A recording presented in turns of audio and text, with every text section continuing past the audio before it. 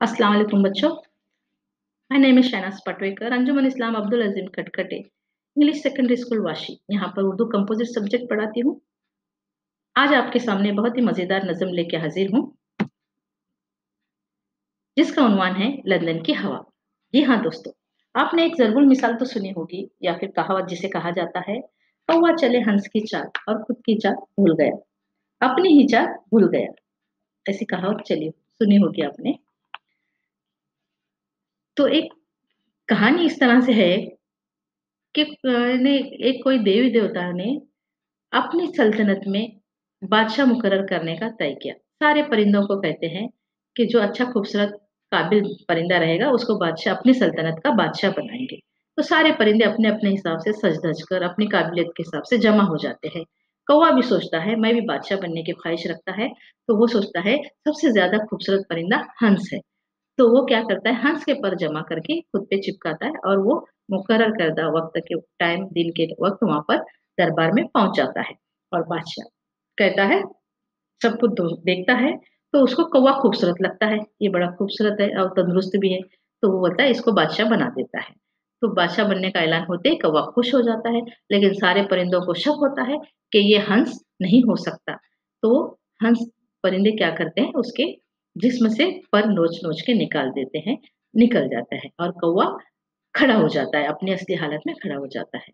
यानी हालत ऐसी हो गई उसकी, कौवा चला हंस की चाल और अपनी चाल भी भूल गया। यानी वो खुद को भी वहां पर भूल गया। ऐसे ही अंग्रेज हुकूमत हमारे हिंदुस्तान पर जब कब्जा करे थे, तो हिंदुस्तान आकर उन्होंने अपने तौर तरीकों को, अपने रहन सहन को, अपनी तहजीब को, उनका रहन खाना पीना हर चीजें हमारे हिंदुस्तानियों के साथ वो शेयर करते रहे, अपने हिंदुस्तानियों के साथ बांटते रहे। और हिंदुस्तानी भी मजा लेकर उसको, कुछ हिंदुस्तानी उसको सुनते गए, समझते गए और सीखते गए। इनको ऐसा लगा कि हम कुछ नया सीख रहे हैं, हम कुछ नया कर रहे हैं, लेकिन असल में हम मगरबी तहजीब को अपना रहे थे यहाँ पर। वो हिंदुस्तान अंग्रेज लोग हम पर आकर अपनी तहजीब का असर छोड़े जा रहे थे और हमको ऐसा महसूस हो रहा था कि हम कुछ नया सीख रहे हैं। असल में हम उनकी तहजीब को अपना रहे थे। इसी यानी तहजीब को यानी मद्देनजर रखते हुए शायर अकबर अलाहाबादी ने एक खूबसूरत अंदाज में तंजिया नज़म पेश किए यहाँ पर, जिसके यानी उन्वान है लंदन की हवा। अकबर अलाहाबादी का पूरा नाम है अकबर हुसैन अकबर अलाहाबादी। 1896 में पैदा हुए। वो उर्दू के मशहूर तंजिया मिजाजिया निगार थे, मजीहा नज़र। उन्होंने गजलें भी कही हैं और नज़में भी। उन्होंने अपनी शायरी में मगरबी तालीम और मगरबी तहजीब की अंधी तकलीद को तंज का निशाना बनाया है और अपनी शायरी को तंजिया अंदाज में लुत्फ अंदोज तरीके से पेश करते हुए उन्हीं में की एक नज़म आज आपके सामने मैं पेश करने जा रही हूँ, जो 10वीं जमात से है। लंदन की हवा। लंदन की हवा। यहाँ पर शायर अकबर अलाहाबादी अपने बेटे इशरत हुसैन मुखातिब होते हुए, उनको तंज करते हुए, उनको नसीहत करते हुए कह रहे हैं। क्या कहते हैं, अब हम सुनते हैं। देखिए यहाँ पर अश्र इशरत इलाहाबादी, इशरत हुसैन को अकबर अलाहाबादी क्या कहते हैं, इशरती घर के मोहब्बत का मजा भूल गए, खा के लंदन की हवा ऐ वफा भूल गए। इशरती लंदन की मोहब्बत का मजा, इशरती घर की मोहब्बत का मजा भूल गए, खा के लंदन की हवा ऐ वफा भूल गए। शायर क्या कह रहा है यहाँ पर, इशरती जब लंदन चले गए, मगरिब की तहजीब में, मगरिबी ममालिक में चले गए, वहां पर लंदन जाकर क्या कर गए, इशरती यानी अपने इशरत हुसैन अपने बेटे से मुखातिब होकर उन तंज कर उनको मज़िया अंदाज में उनको मुखातिब होते हुए शायर कह रहे हैं, इशरती इशरत हुसैन को वो इशरती कहते हैं। इशरती घर की मोहब्बत का मजा भूल गए, खा की लंदन की हवा ऐ दे वफा भूल गए। यानी घर की मोहब्बत, माँ बाप की मोहब्बत, भाई बहनों की मोहब्बत, दोस्त अहबाब की मोहब्बत, वतन की मोहब्बत, ये सब कुछ भूल गए। कहाँ जाकर, लंदन जाकर, वहां की हवा खाकर। हम कहते हैं ना, ये गांव जाकर गांव की हवा खा के तो यहाँ के लोगों को भूल गई, वो कहते हैं ना, वैसा शायर अपने बेटे से कह रहा है, लंदन जाकर वहां की आए दे यानी हवा खाकर क्या है, आए दे वफा, हिंदुस्तान से वफा करना, अपने घर से वफा करना ये भूल गए। इस तरह से वो तंज़ अपने बेटे इशरती से कर रहे हैं। दूसरा मिसरा आता है हमारा, पहुँचे होटल में तो फिर ईद की परवाह न रही। पहुँचे होटल में तो ईद की परवाह न रही, केक को चख कर सेवइयों का मज़ा भूल गए। वाह, वाह! वाह, वाह! पहुँचे होटल में तो फिर ईद की परवाह न रही। जब होटल गए इशरती, लंदन के होटलों में गए, वहाँ का पिज़्ज़ा, बर्गर, केक सब कुछ चख लिया, खा लिया, तो ना ईद याद रही, ना ईद की मज़ा याद रहा, ना ईद की सेवइयाँ याद रही उनको। क्या है, होटल में जाकर, वहाँ का केक खाकर, वहाँ का बर्गर, पिज़्ज़ा, नूडल्स, चाइनीज़ सब कुछ खाकर वो ईद भी भूल गए और ईद की सेवइयाँ भी भूल गए। फिर इसलिए शायर कहता है, पहुँचे होटल में तो फिर ईद की परवाह न रही, ईद को याद नहीं किया, ईद को परवाह नहीं रही। केक को चखा तो सेवइयों का मज़ा भूल गए। सही बात है, यानी नई चीज़ों को देखते हैं तो पुरानी चीज़ें हम भूल जाते हैं। ऐसा इशरती के साथ भी हो रहा है। मोम की पुतलियों पर ऐसी तबीयत पिघली, चमन हिंद की अदा भूल गए। वाह, वाह! वाह, वाह! मोम की पुतलियों पर ऐसी तबीयत पिघली, चमन हिंद की परियों की अदा भूल गए। मोम की पुतलियों से मुराद अंग्रेज़ी औरतें यानी लंदन की औरतें, गोरी मेम को कहा गया है। मोम की पुतलियाँ गोरी मेम को कहा गया है, लंदन की औरतों को कहा गया है। और चमन हिंद की परियां किसको कहा है? हिंदुस्तानी औरत को कहा गया है, जो सीधी-सादी सिंपल सी होती है। चमन हिंद की परियां यानी हिंदुस्तान की परियों की अदा को वो भूल गए। यानी मोम की पुतलियों को जब देखा उन्होंने यानी वहाँ के कल्चर, वहाँ की औरतों को देखा, वहाँ की मेम को देखा, तो चमन हिंद की परियों की अदा जो नाज़ुक अदाएँ होती है, हिंदुस्तानी औरतों की अदाएँ कुछ निराली होती है, वो भी भूल गए क्योंकि इशरती वहाँ की हवा में क्या है, ऐद वफ़ा करने लग गए। ये सही बात है। मोम की पुतलियाँ आपने देख रहे होंगे, यानी गोरी मेम को कहा गया है। अगला मिसरा है हमारा, बक्ल है अहले वतन से जो वफ़ा में तुमको, बक्ल है अहले वतन से जो वफ़ा में तुमको, क्या बुज़ुर्गों की वो नस्ब जो दो अता भूल गए? यानी बख्ल के माने हैं कंजूस, बख्ल के माने हैं कंजूस, यानी कंजूस अपने वतन से इस तरह तुमने की कि बुजुर्गों की अहद वफा, अहद नसीहतें, अहद शफकतें, यानी बुजुर्गों ने जो तुमको शफकतें दी, मेहरबानियां दी, कहानी, किस्से, तौर तरीके, मजहब, यानी दीन जो सिखाया वो सब कुछ क्या कर दिया, तुम्हें फरामोश कर दिया, तुमने सब कुछ फरामोश किया।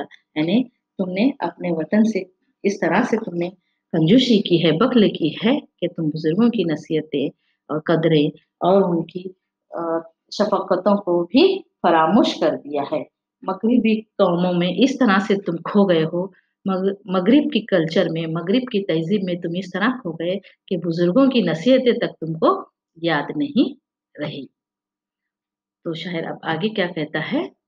नक़्ल मग़रिब की तरंग आई तुम्हारे दिल में। तरंग के माने होते हैं यानी मन में क्या पैदा होना? जोश पैदा होना।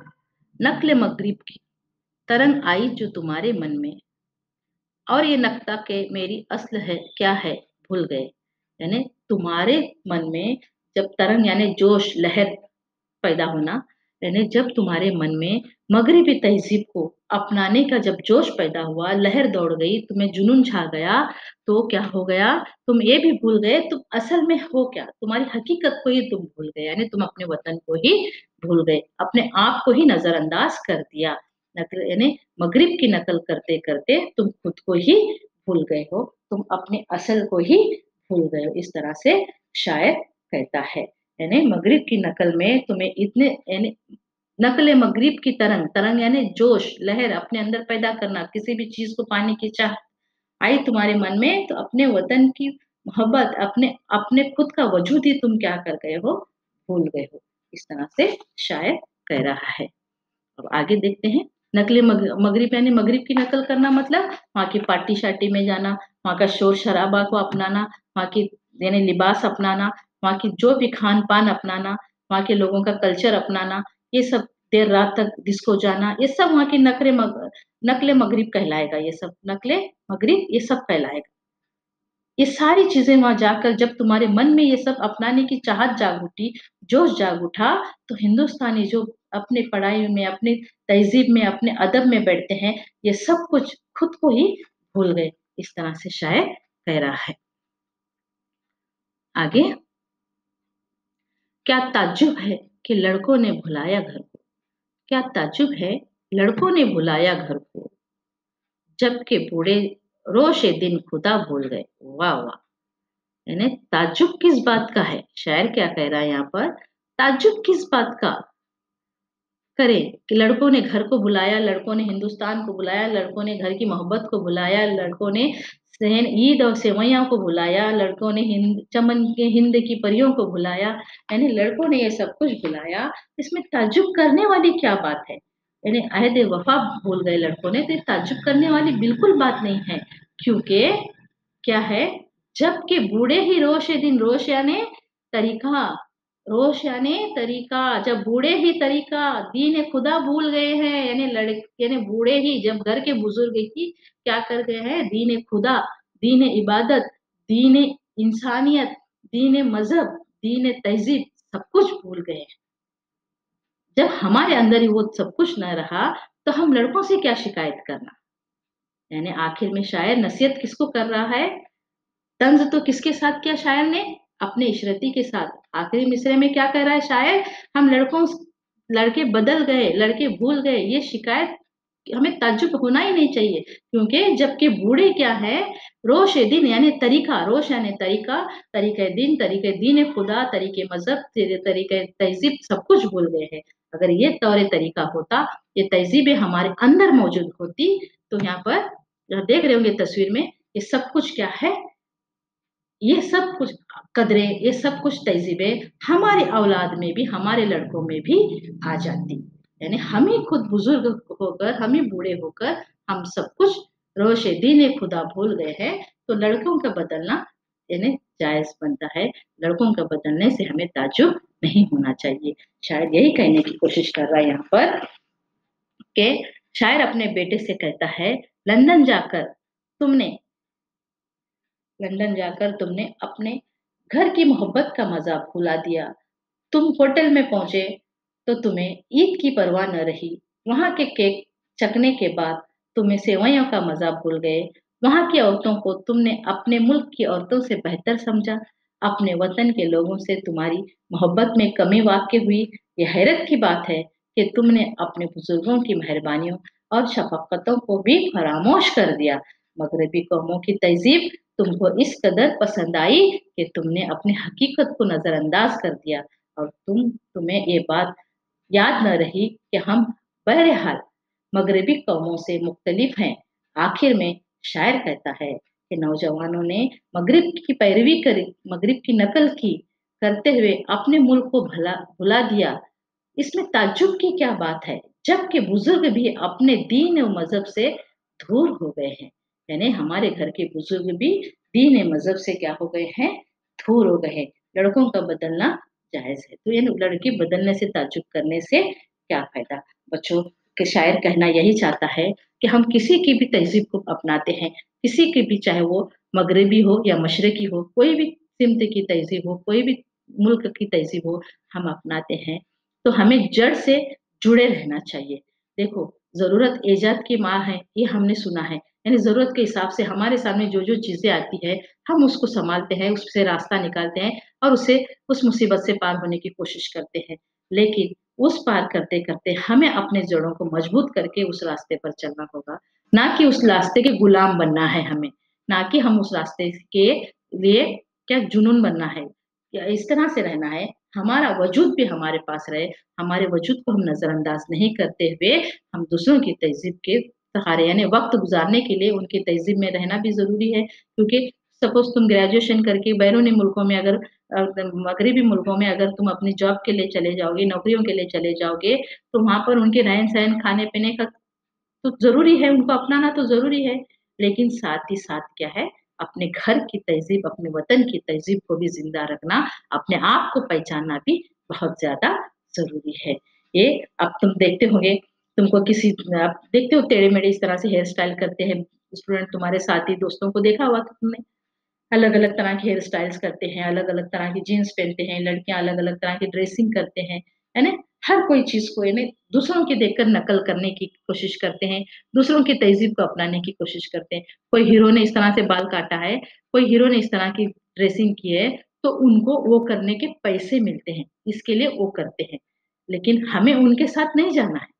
हमें वही करना है जो हमारे जिस्म को, हमारे तन को ज़ेबा दे, हमारे तन को, हमारी खूबसूरती को और निखारे। हमें वही चीज़ें, वही च यानी हेयर स्टाइल, वही कपड़े, वही ड्रेसिंग, वही मैचिंग, वही फैशन हमें करना चाहिए।